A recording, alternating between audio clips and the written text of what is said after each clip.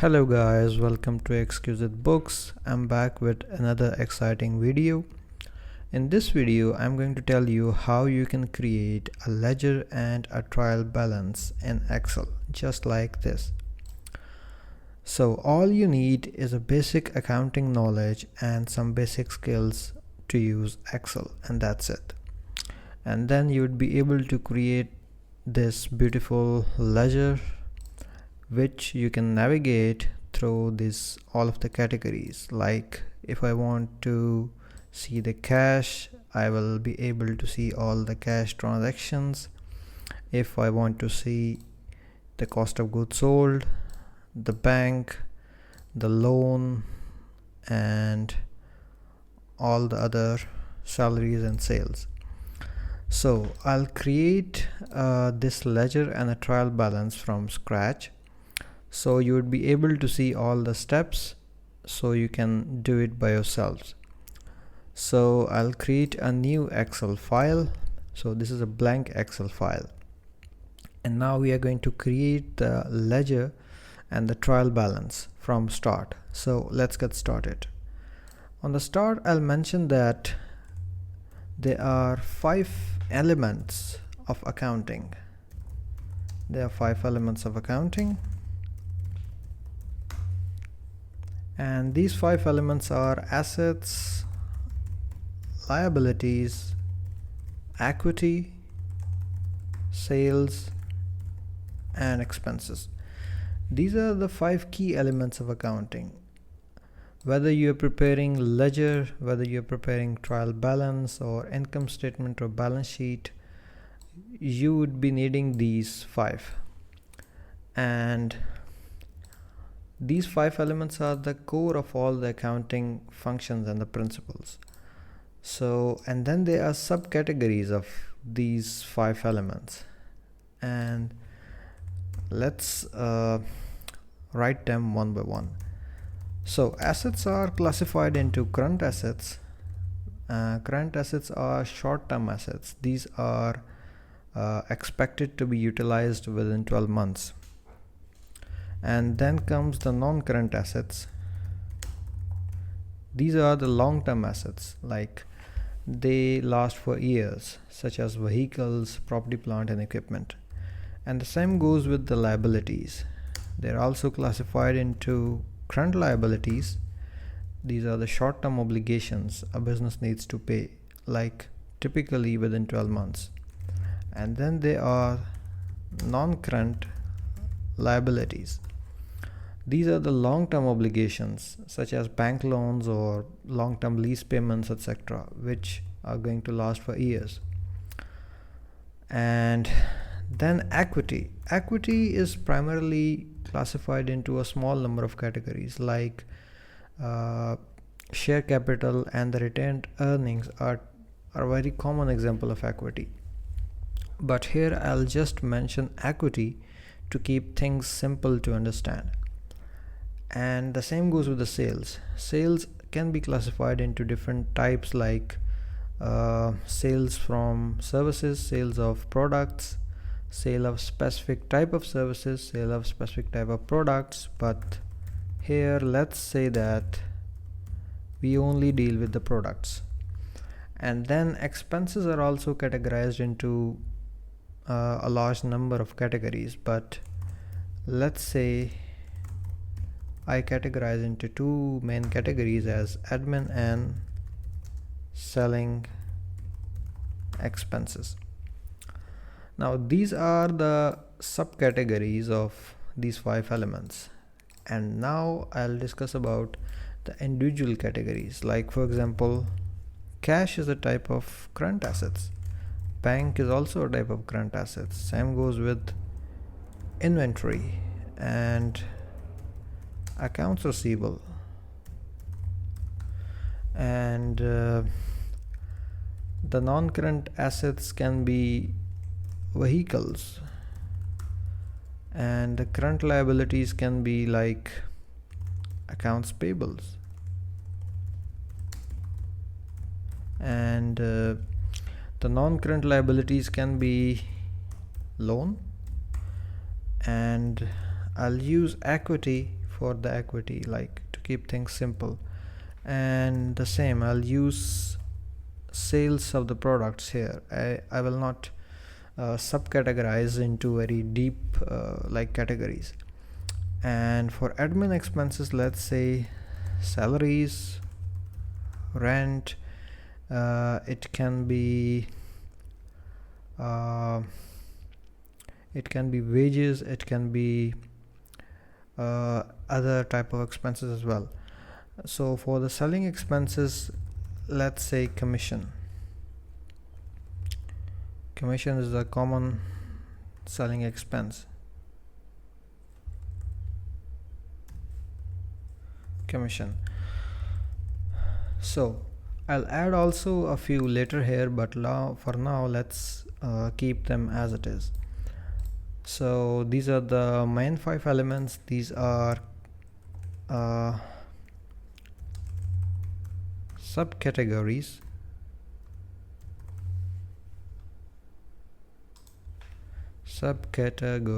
And these can be these I can name as like individual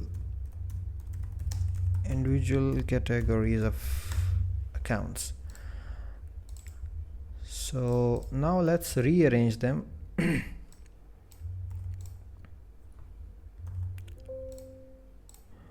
I will mention here the current assets, and for the non-current assets is vehicles. Accounts payable is a type of current liability. Loan is a non-current liability. Equity, I'll keep it as it is, equity. The sales, I'll keep it same. Salaries and rent are admin expense, and commission is a type of selling expense. So that's how we can categorize them. And now I'll also do the same here.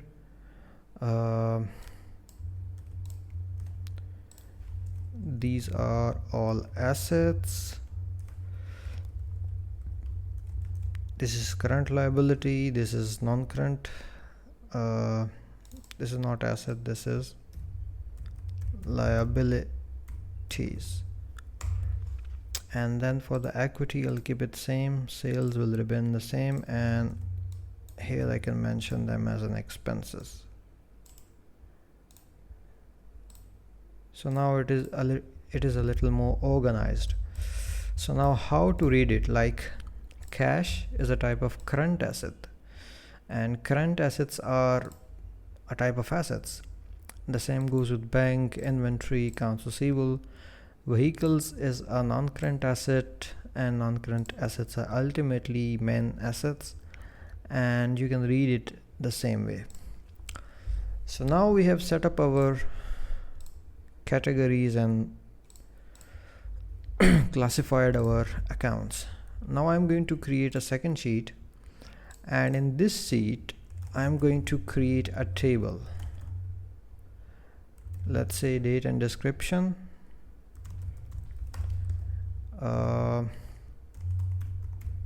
category, accounting, debit and credits, and on the last I'll mention here notes. These notes are just for any extra information about a particular transaction.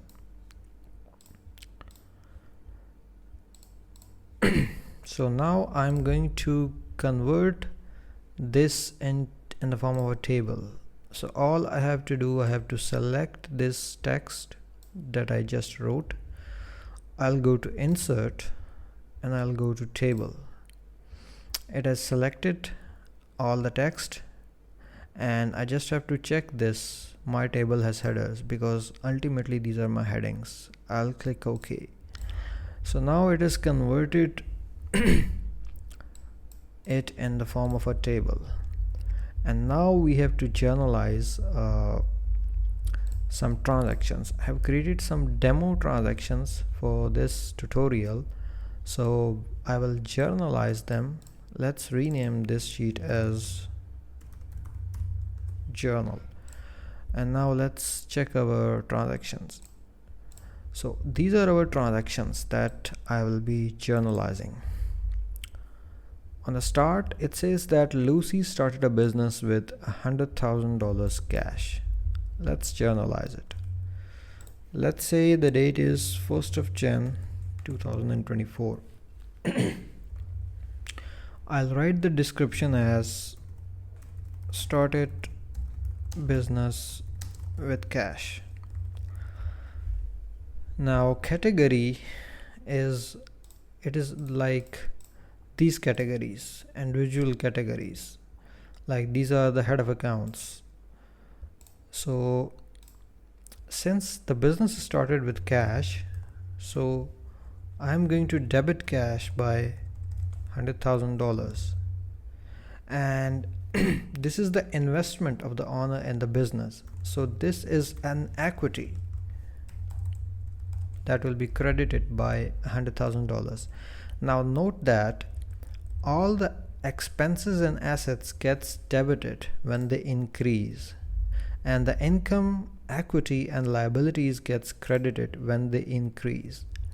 So this is the standard accounting double entry system.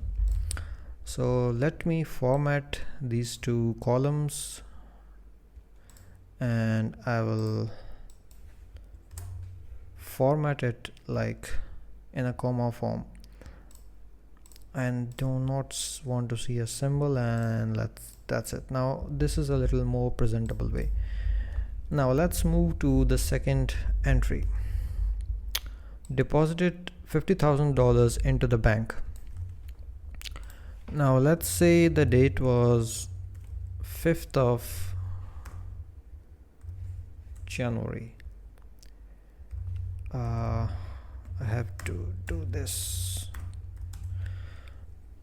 And this is deposited cash into bank.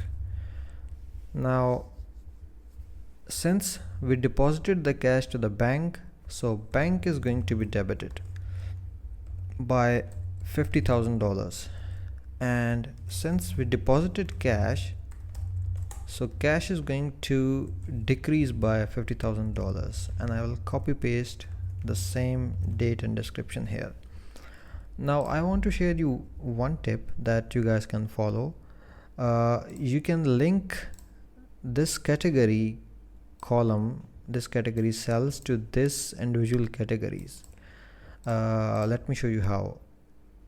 Move the cursor to this cell and go to data, go to data validation and select list, and in the source go to the sheet and select these cells in the column, because maybe I needed to add a few here, so I have dragged it a little down, and I'll press enter.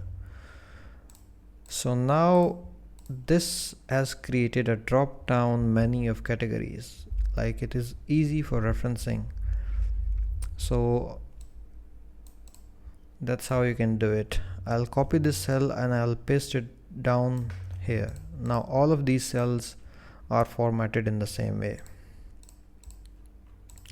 Now let's move to the third transaction. That is saying that we bought inventory for $10,000 on credit from Smith. Now this is a credit transaction. We did not, our vendor didn't have been paid. So we bought inventory and we paid nothing.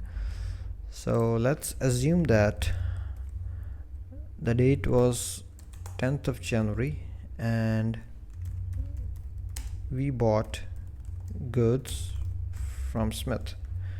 So I'm going to debit the inventory because our inventory is increased.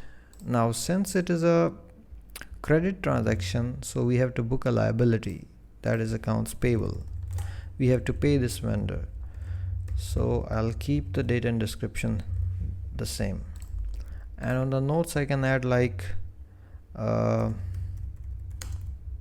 bought goods A, B, or whatever goods you are purchasing. Now let's move on to the next transaction. In this transaction, we have sold inventory to Anna for $5,000 at 100% profit on credit. Like if we are selling for $5,000, then our cost of this inventory is $2,500 and we are selling it at 100% profit. So let's journalize it. Let's assume that the date was 15th of January, and I'll write here sold goods to Anna, and I'm going to book accounts receivable because ultimately we have to receive this amount at some time in the future. And I'll credit sales. I think I haven't added sales. No, it is added. I'll credit sales here with the same amount, and I'll keep the description and the date same. Now for all of the sales we have to do another entry as well. Like this is the sales entry, we have recorded our sales, but how we are going to account for the inventory that is reduced from our store? So for this entry we have to debit cost of goods sold. Cost of goods sold is going to be debited and our inventory is going to be credited with $2,500. Now cost of goods sold means this is the cost of the inventory that we have sold to the customer. This is the sales price and this is the cost of the inventory. And since our inventory is sold, so this is the cost that is reduced from the total value of the inventory in our store. And let's say that the date is always the same. For the cost of goods sold entry, we have to keep the date same. I can write the description as cost of goods sold Anna, and on the notes you can add maybe sold goods A. So now let's move forward. We sold inventory to Marsh for $5,000, again at 100% profit in cash. This was credit and this is cash. So let's journalize it. Let's say that the date was 25th of January and sold goods to Marsh.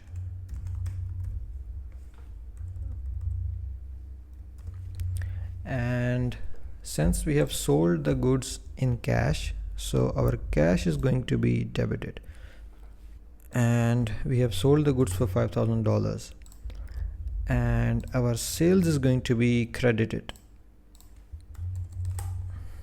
and we will keep the date and description the same. And now it's time for doing the same cost of goods sold entry, and this time it is March, and the date is going to be same, and we will be debiting cost of goods sold and crediting inventory with $2,500. Now the next transaction is that we bought inventory from Alan for $25,000 and we paid him from the bank. So let's say the date was 5th of February and we bought goods from Alan. So our inventory is going to increase by $25,000, and since it is paid from bank, so our bank balance is going to decrease by $25,000. And on the notes maybe I can write bought goods like goods B or whatever the name of the goods you are purchasing. So let's move forward. Now we paid $2,000 salary to John. Let's say that the date was 15th of February and paid salary to John. John is our employee, so our salaries expense is going to increase by $2,000, and let's say that it is paid by cash, so our cash is going to reduce by $2,000. The date and description will remain the same, and in this transaction we took a loan from Alex. Let's say Alex is our friend and he gave us loan, interest-free loan, because if it is on interest then we have to accrue interest as well. So let's say that the date was 20th of February and received loan from Alex.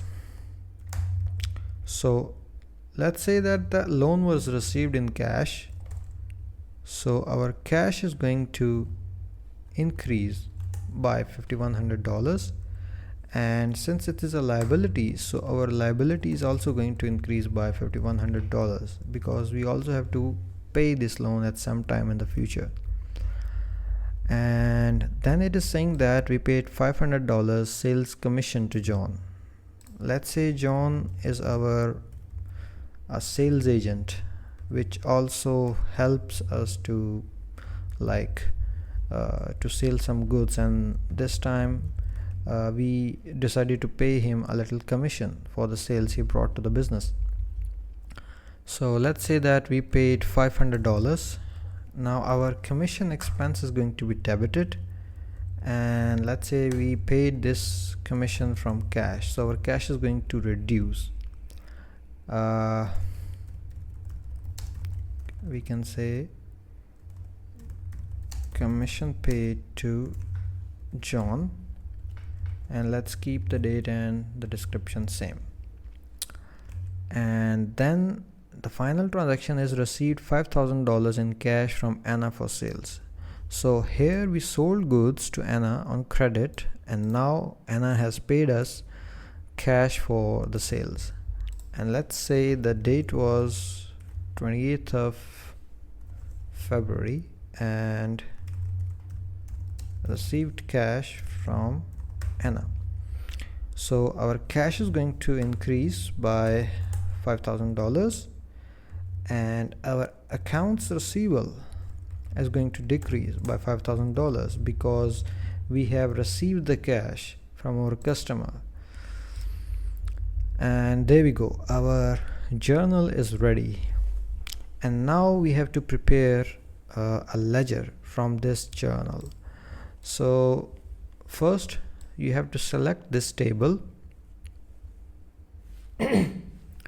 Once this table is selected, we will go to insert and we will select the pivot table. It is selected, this table, and now we will ask it to prepare a new worksheet. Select OK, and here we go. It has created a new sheet, and let's name it as ledger. This is going to be our ledger sheet. So here, these are the headings. I have to drag and drop the headings here according to relevant sections. So I will drag the date in the row. I'll drag description, and I'll drag category, and I will drag the debit in the values section, the credit in the values section, and that's it. And now we have to format it a little, and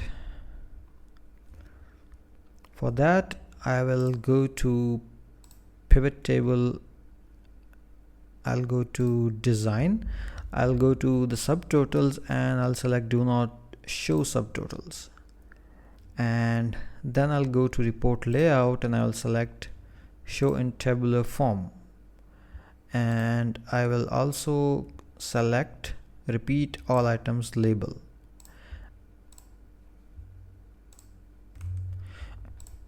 And now I will ungroup these dates, like I'll left click and I'll select ungroup. So now you can see the date, the description, the category, the debits and the credits are all available here.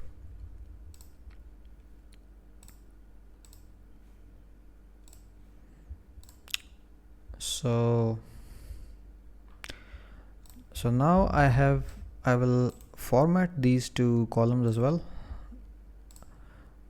I'll put it 0, and on the accounting I don't need a symbol, so now it is a little more presentable, and you can see our ledger is in balance. And now it is time to create another column here. I'll click here and I will go to pivot table analyze, and I'll go to field items and sets and calculated field. I'll make it as a balance, and I will take the difference of debit and credit. I'll select OK, and now this is showing me the balance. Our balance is 0, so it's good. Our ledger is all balanced. And now I have to insert a slicer, and I'll select the slicer according to category, and there we go, we have our slicer here. And here you can like select whatever color or whatever color you want. For me this looks fine, or maybe this, or this looks better. And the same, you can also like design your table. You can make it a little more colorful. This looks fine. And now you can navigate your ledger. Let me rename it first. I'll rename it as ledger. Let's increase its size a little. And now this is the slicer. So for example, I wanted to see the cash. Now this is my cash ledger. These are all the amounts that has been brought to the business. These are the amounts that are paid from cash, and this is the balance of the cash. The same goes with the bank. This is the 50,000 we deposited, and this is the 50,000 we paid to our vendor, and this is the balance. And the same goes with our expenses, like salaries. We paid $2,000 salaries. Commission, we paid commission to our employee. Inventory, these are the inventories we bought. These are the inventories we sold, and this is the inventory balance. So this is how you can navigate your ledger. Now let's create a trial balance. So I'll create a trial balance out of this ledger. Simply go to this tab and select move or copy. Select create a copy and move it to end. And now it has replicated this sheet here. And let's rename it as a trial balance. And I will remove this slicer, I don't need it, and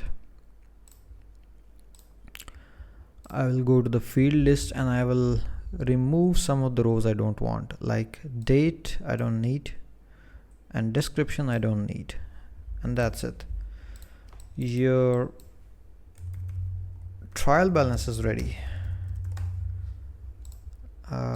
Let me like format it in a better way, and there we go. So our trial balance is ready. It is in balance, and this is the balance of all the accounts. For the assets and for the expenses, the amount is positive, And for the liabilities, equity, and the sales, liabilities, and equity, the balance is going to be in credit.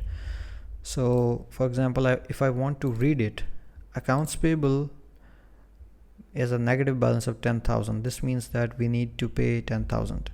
For accounts receivable, we do not have any balance. We sold the goods on credit for 5,000 and we received the cash, so it is settled.